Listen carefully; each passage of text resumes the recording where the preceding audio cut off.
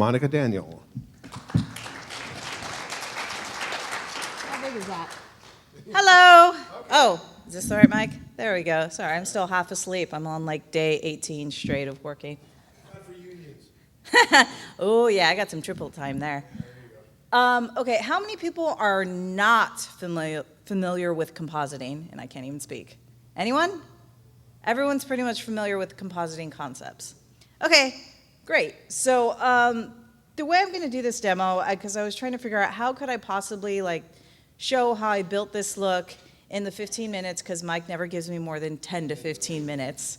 So I'm not going to necessarily go into the exact little tiny details of how I built this effect in Avid, but I will go over the basic concepts of like, okay, this is where I did the tracking and kind of just the creative workflow and thought process of like putting this effect together. So what the Monster ToolKit is, it's a drag and drop effects that come as QuickTime files with alpha channels. And there are also for like a lot of the eye effects, those are in like Photoshop files, and they have kind of like, if you think of like makeup appliances, like the noses or ears or eyebrows or stuff like that, those come as Photoshop files for you to manipulate, and they're really high resolution. The benefit of that is that you could use them in any software you want. You don't have to buy a second license. Once you have the QuickTime, it's yours to use from project to project. So I really love using these effects. I've actually used these for my temp visual effects on Minority Report, because our main character has this little like, futuristic eye lens thing, and I actually temped in using Rampant's, like one of their fancy little eyeballs. I used those to temp in before we handed over to visual effects for the real effect. Okay, so the key things to think about, as the thing you always have to do when you're compositing stuff on is you think about your sizing, your placements, your tracking, and blending. Those are the basic things you're trying to accomplish when you're trying to add any kind of element to a shot. And let's just get started because it's already 8:20. Let me show the comparison. Yeah, that's pretty big. So that was my before shot, and I guess I could do full screen. Here's my before and after shot. And just using very simple techniques, I was able, can you see it? Oh yeah, you can see it. I was able to create this kind of sort of gross demon monster relatively quickly. Now this is actually a pretty simple composite. You could take it even further, but that would take too long to explain. So let me just go through, no, Avid, there we go. Quickly how I put this together. First, and the way I have it laid out in the sequence, that's basically the same clip over and over and over again through my whole process, so you could kind of see what I was doing, and it's so I could get through it quickly.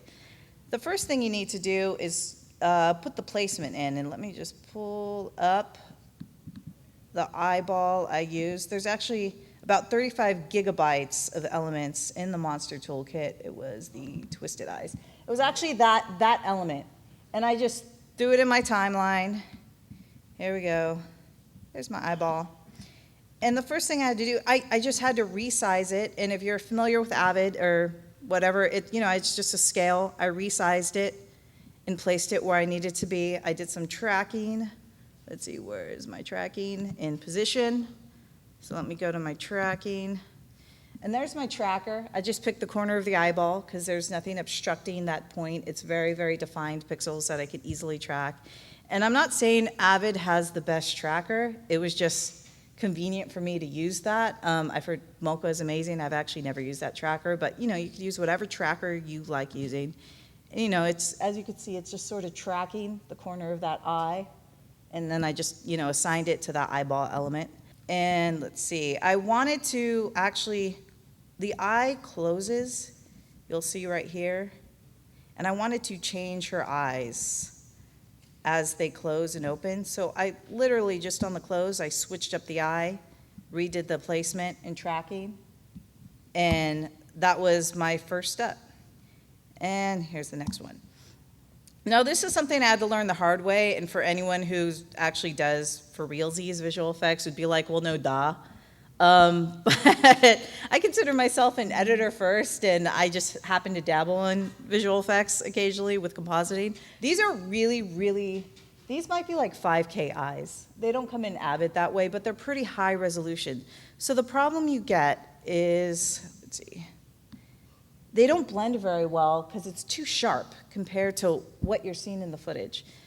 So adding a nice little simple, let's see, I added just a sapphire regular blur. Blur amount is like 0.03. You know, you just need a really subtle blur. If you have lower resolution footage, you're gonna wanna blur that more. If you're out of focus, because there's a camera that's, you know, you're doing a rack focus or whatever, you're gonna wanna blur that more to blend it. So, you know, you always need to add your little blur. There we go, and I added it to my other eyeball as well. And then now this is where you could blend this as many different ways. You could use opacity, you could just leave it on top. I like using blend modes. In Avid, blend modes don't come natively. So in Sapphire, it's called MathOps. If you use Boris, it's called Composite. And it just has many blend modes. I used Overlay. You can see Overlay right here. And it just manipulated some of the values to make it look nice. Look how I wanted it to look. And I know in Premiere, blend modes come natively. And I don't know about Final Cut Pro 10, does it? I imagine it does. The blend modes come within it. In Avid, you have to use a third-party plugin. Oh, well. So there we go. And you could see the big difference. Let me go. How it looks much more natural on the eye now. The rest of the face looks weird, but we're going to fix that problem in a second. Much more natural on the eye. And I did the same thing on the cat eye slit. Now next, now that I've done my placement, my sizing, my tracking, now I really want to play with the eye fill layers itself. And everyone's familiar with fill layers, right? If I say fill, you know what I'm talking about? Yeah, everyone? Okay, good. You never know. Okay, so there is the actual fill layer. I stole it out of my matte key. And first thing I want to do is I want to twist it. So I literally I used a 3D picture-in-picture, and I just resized it and twisted it because I want it to make it look like it's dilating. And then within that, I just played with the color a little bit. Let's see, where is, oops. Where did I do it? There we go. Avid's finicky. I like using curves a lot. If I can do an effect with the color correction tool, I'll do it. I don't always go to the plugins if I could create the look just with color correction. It's a very handy skill. And then the next step is, of course, I added sparkles. I could not help myself. I added sparkles. No, these are sapphire. I think it's literally sapphire sparkles. Hold on. Yeah, sparkles color. There you go. Sapphire sparkles color. I couldn't help myself. And then I just isolated the sparkles to the black part of the eye. Now remember, this is just my fill layer, so I need to take this and put it back inside my key. It looks really cheesy and terrible, really large, but once you get it in there, okay, hold on. There you go, all the way back to my key. So the way Avid does matte key imports, it just creates one clip and then it has a locked alpha channel. And then if you look underneath, you can actually manipulate the fill as much as you want. And so this is all the actual effects that I did to the fill layer. And you just need to make sure that you nest it because the key will only see what's directly underneath it. And so once there we go. And now it doesn't look so terrible and cheesy. And if you look closely, you can see the sparkles. And I also wanted to do something with the cat eye. Now, the key to subtle visual effects like this, where it's really small, people notice change, which is why I wanted a twist on the eye and dilation, so people would be drawn to the eyes. I mean, it's a very nice technique, and it's just kind of basic, storytelling, scene composition. And for this, I literally just, I think, what did I do? I just keyframed my saturation and my brightness to make this color change on the eye. And then what I ended up doing to blend both of these is you need to cut out a matte shape so it matches your eye. And I think I could scrub through it so you could see it. But I keyframe that shape so when the eye closes, it doesn't peak beyond where it's supposed to be. And I did all this relatively quickly, and I did the same thing for the cat eye. Now, a trick, and I mean, for people who are familiar with compositing, I'm sure this is not a trick, but every time I train new people, this blows their mind. It's like, okay, now I got to do the other eye. How do I do that? Now I have to start all over. I'm like, no. Just copy and paste and then just manipulate the parameters you need to change. That's how you do it. So literally, that's the exact same build. I just went and I even kept the same tracker because her face is not changing orientation. It's moving the exact same way. And I just repositioned where I wanted the eye to be, and I just had to re-keyframe the shape so it fit within the eyelid. And I was able to quickly put those together. For the blink, that is one of the last steps, these animats right here. Let's see, do it for the right eye. I have to keyframe those. You'll see these little guys are my keyframes. I had to change the shape of the mat, and that's universal across any compositing software. Just however it does it, you just need to keyframe your shape so it'll match it. Okay, now that I got the eyes done, and I created mix downs for all of these because, as you guys know, and people keep reminding me, After Effects is much better at compositing, and sometimes Avid can't handle it. This one I didn't keyframe because it was fine, but later on I actually had to mix down the files and all the steps just so you didn't have to watch Avid crash multiple times, because I did crash it a couple times with this build. Okay, so now we got the gross, ugly nose. And when I first saw that, I was like, how the hell am I supposed to blend that? That just looks like a gross pig nose. So the first thing I did, I didn't even worry about that. I was like, I just need to position it. And, I just did the same thing. I tracked her face, positioned it, and tracked the nose on top of her face where I wanted it to be. And a lot of times when I'm positioning, I'll change the opacity to 50% so I can see what's underneath it, so I can see if it's kind of lining up where I want it to be, and then I'll turn the opacity back up. Did you carry over the same tracker? This one? I retracked it. The way Avid works, it doesn't really carry over trackers. I'm sure in other software you could, but Avid's a little trickier. It requires a little more work sometimes. And then once I got it fitting, then I actually started blending it. And the way I blended this, I just was trying to match the basic skin color that I had there. Let's see, what did I do?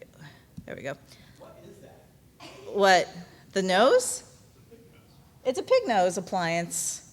That's a real makeup appliance, and he shot it or took a picture of it and cut it out and made it an element. But that's a real gross appliance. Yeah, they took a picture with a nice camera. And so now I just kind of desaturated it to kind of match the color, changed the hue a little bit. So I'm basically there, and that'll work fine for what I need it to do. And the next step is, again, you need to blur it, because this is a really high resolution element, and if I don't blur it, it sticks out like crazy. It does not blend. So, I blurred it to kind of try to match the actual footage. And from here, this is actually the really simple part. Now it's blended. So the way I blended it, it's literally just a matte that's feathered. And you see, I didn't even really have to do keyframes because the shape doesn't change, but I just had to really make sure that I blended around the seam. So if I do something like that, you'll see that looks terrible. So I had to find the right edge to blend it so it looked like it's supposed to be there, because everyone needs a demon pig nose. And that's how easy it was for me to blend that. And the next step, skin. Okay, so the skin's a little different. It's skin, you have to kind of think about how practical makeup is applied. You don't just like overlay this over the whole face and be like, okay, that's good. That looks like crap. There's no like dimension to it. So you have to like pick select areas for contouring and just to make it look more realistic. So this is the actual skin. It's actually that element, and it doesn't look as sharp on there as it does on my laptop screen. But there is a difference. And once again, you know, I need to match the shot, so it has a little blur on it. And then I wanted this one to kind of cover her nose area to help cover those seams. It's the same thing with practical effects. You know, they'll use like blood, they'll use stipple sponges to cover the seams of the appliances. So I just kind of tracked it to there, and then I did another blend mode. That's which blend mode is that? I can never remember. It's an overlay blend mode. And you know, if I was just like, okay, that's good, and I just kind of did a big circle, it wouldn't look right because it needs that contouring. So here's my animat around it. Let me show it. It's very irregularly shaped. I feathered it a lot, 24 pixels. And I also had to, and this goes for all the mats, you know, I had to track to the movement of the image, or otherwise it looked like the borders would move all over the place with the texture, and I need it to stick on there like it's part of the face. So now I'm blending the edges on there, but she still needs something on her skin. It just looks like she has a dirty nose at this point. So, you know, I made it easy on myself. I took the same skin texture, I made it bigger, and I rotated it. And I just put it over her face again. And this is where I say you don't want to just like leave it over her face and let that be it. You want to contour it and add shape. The same tricks that Kim Kardashian uses. She uses all those contours to make her face look like that. So let me... so there's all the different mats I have on there. All right, I'll hurry. I'm almost done. Here we go.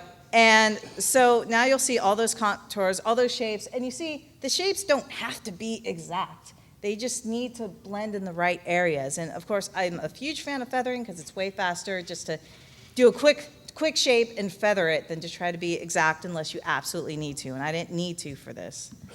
And so now it looks like she has these nice little contours on her face. But even so, it doesn't feel like the shot is done. Because even though it's like I've applied the makeup on her face, it's the same thing. It's like you need lighting. You need to really sell the shot for what it should be, which she's like a creepy looking demon.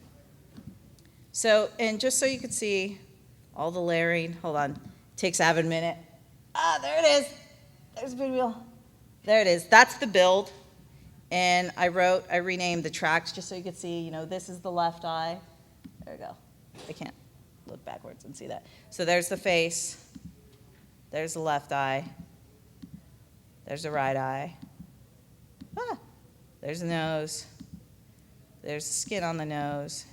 And there's the texture on the skin for the rest of the face.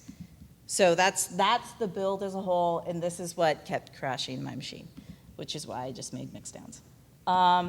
So for final touches, and I just did it like this so I could kind of demonstrate the steps I took. I put them on fill layers, but usually I just stack them on the clip itself. I did a color grade just to kind of, you can see a little bit, give it a more contrast, desaturate it a little bit, bring out the blues more. Add a little bit of grain to kind of dirty it up and just to help with those seams and the texture on the face. Can't really tell on there. Looks much better on my laptop. And then I added some vignetting to really make it feel like it sells the shot, it sells the makeup, it sells the look of the demon. All this goes into it. And here's, actually, I'm going to show, this is the evolution so you could kind of see the whole process. I actually skipped this step. I color corrected, and then I smoothed out her face because she has some bad skin there. So those are the two elements I used to give that look. There's the nose, and there's the skin on the nose, then the face, then color correction, then vignetting. And that's how I created that shot.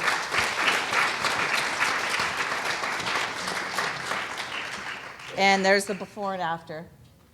So, and this is a relatively simple shot. I picked a simple shot because Mike never gives me enough time.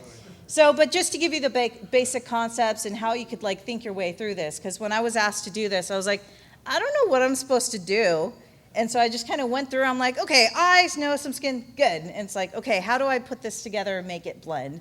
And this is the techniques I use with everything I do. I'm often asked to do something that I've never done before. I do a lot.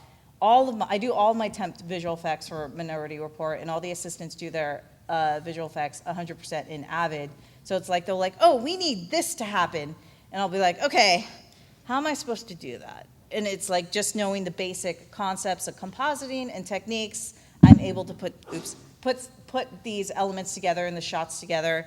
For temp visual effects, it's so the visual effects vendors understand what we're going for and kind of what they need to do, and then they just make it like 1,000 times better. And it's for our producers, it's so they can kind of see if the vision they have is going to work, and the timing we need for shots sometimes. So it's very helpful just to know even these basic skills. And of course, you could keep going with this shot and keep layering stuff and make it even cooler. So there you go, I'm done.